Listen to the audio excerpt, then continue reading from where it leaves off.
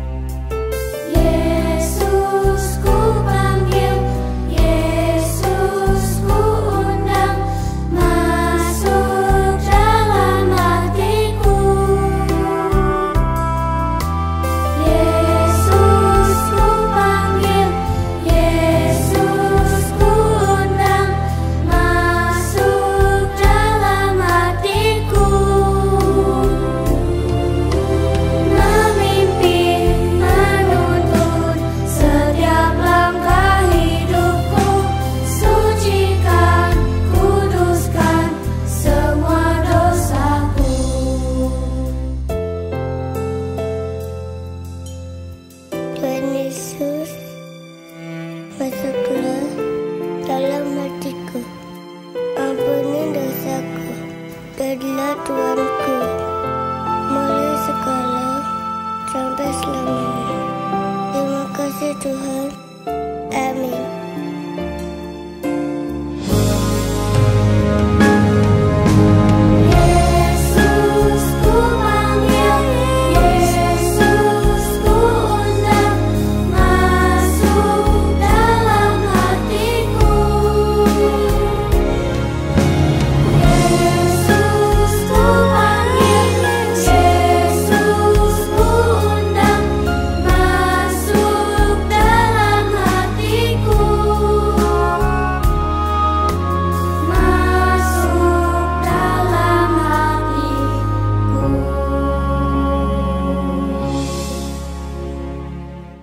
Sebelum mau mulai firman Tuhan, mari kita doa dulu ya.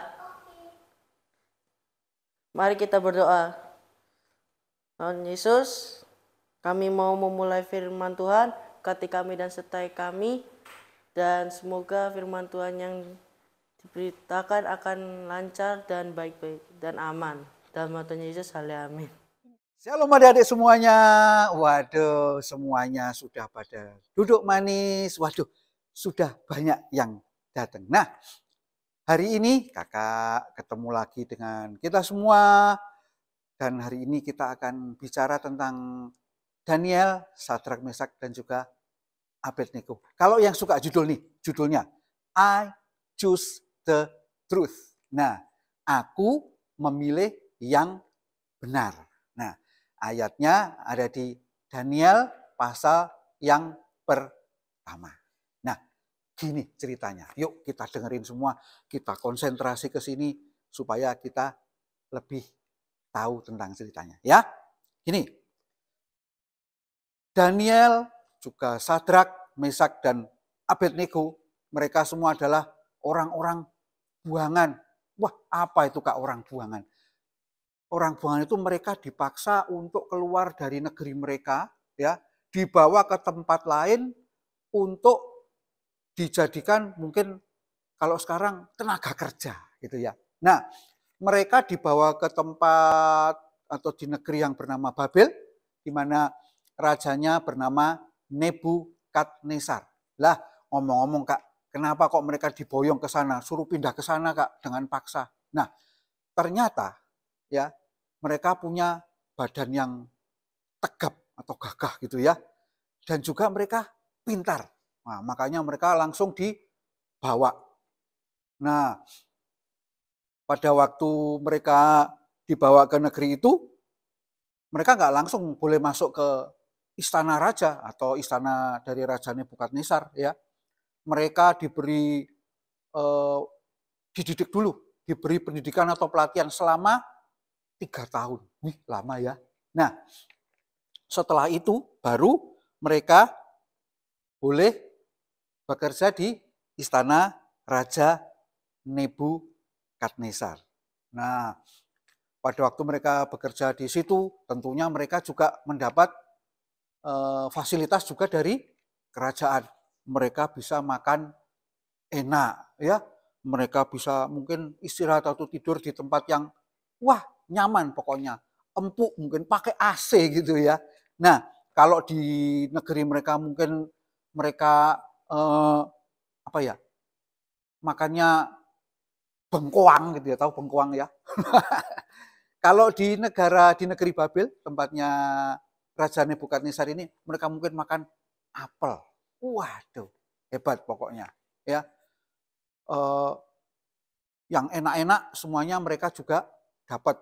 Minumnya top juga, anggur. Waduh. Nah, tapi apa yang terjadi ketika mereka menerima yang seperti itu tadi?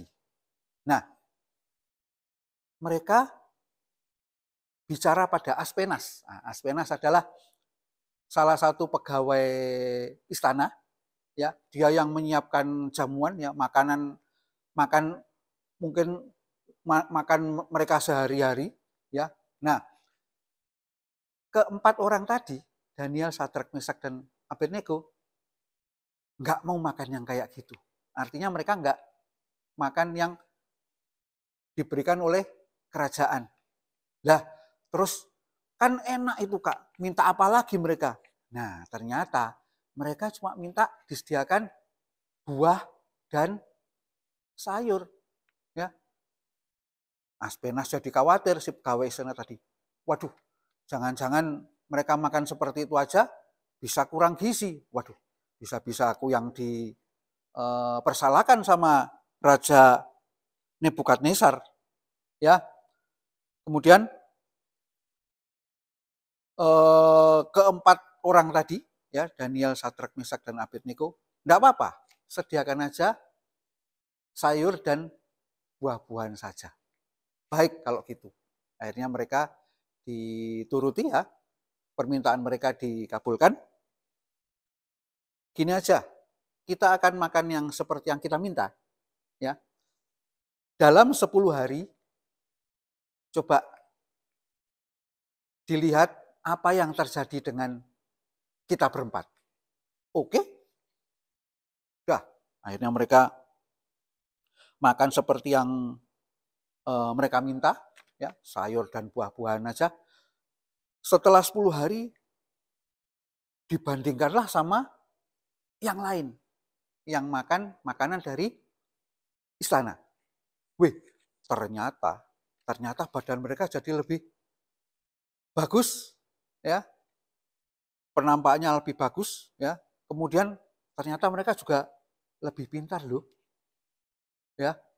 Ternyata dengan makan seperti itu beda sekali hasilnya. Wih, raja kagum, Raja Nebukadnezar kagum.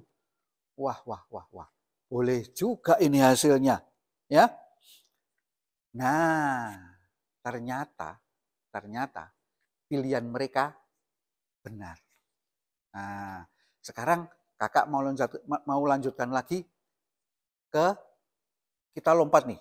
Kita lompat dari zaman kerajaan Nebukadnezar, kita masuk ke zaman sekarang, di mana kakak dan adik-adik semua ada.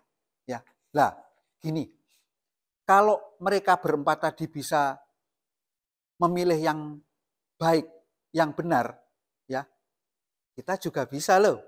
Kan ini ayat dari Alkitab ini adalah contoh apa yang harus kita lakukan di masa sekarang ini, di mana kita berada.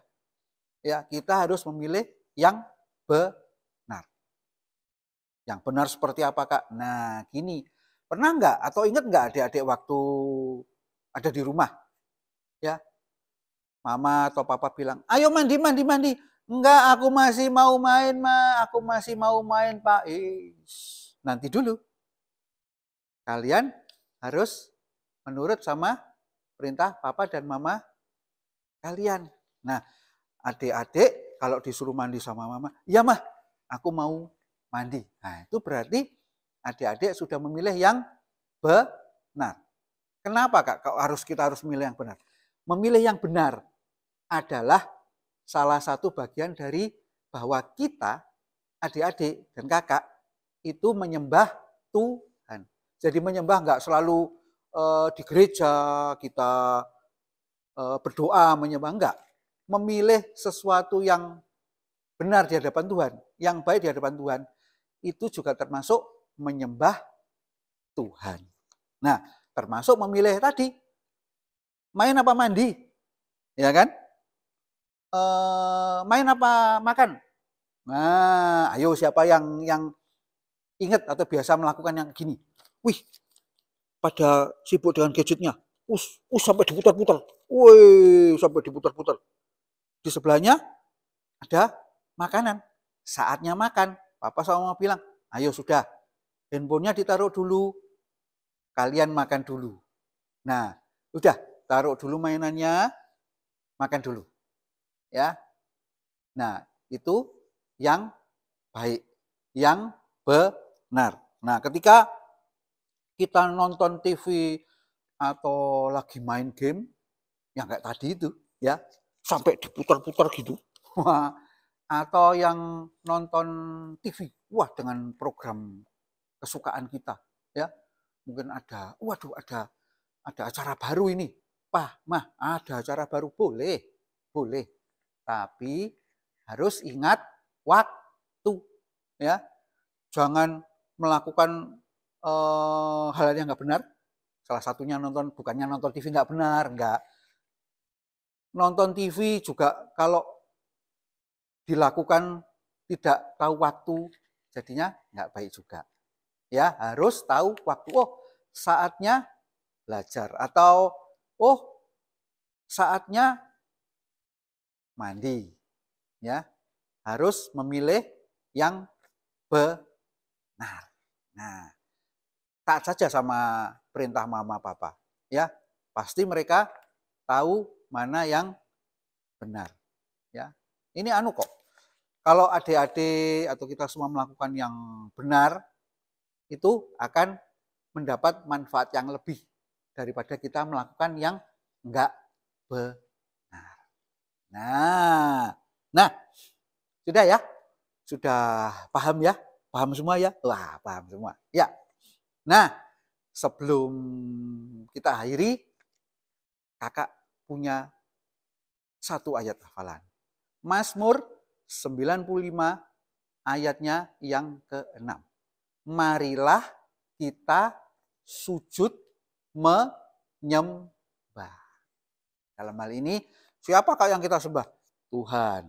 Ya, dimanapun kita berada, apapun yang kita lakukan, selalu menyembahlah Tuhan. Amin. Ya. Yuk, diingat selalu, lakukan dan pilih yang benar supaya kita menyenangkan hati Tuhan, kita mendapatkan manfaat yang lebih baik maksudnya ya. Nah, yuk kita akan sama-sama berdoa. Ya. Bapak, terima kasih Tuhan. Hari ini kami boleh kembali mendengar pengajaran-Mu tentang menyembah, dan kami percaya Tuhan bahwa Engkau sendiri yang terus bawa anak-anak-Mu ini Tuhan untuk lebih lagi mengenalkan Engkau. Mereka boleh senantiasa menyembah Tuhan, menyembah Engkau Tuhan dimanapun mereka berada Tuhan. Dan mereka boleh melakukan yang benar di hadapan-Mu ya Tuhan. Terima kasih Bapa, kami mengucap syukur, kami serahkan anak-anak Rebot Kids di tempat ini ke dalam tangan-Mu Tuhan. Berkat-Mu senantiasa melimpah, perlindungan-Mu yang luar biasa senantiasa dalam hidup mereka Tuhan. Dalam nama Tuhan Yesus, kami sudah berdoa, haleluya, amin. See you.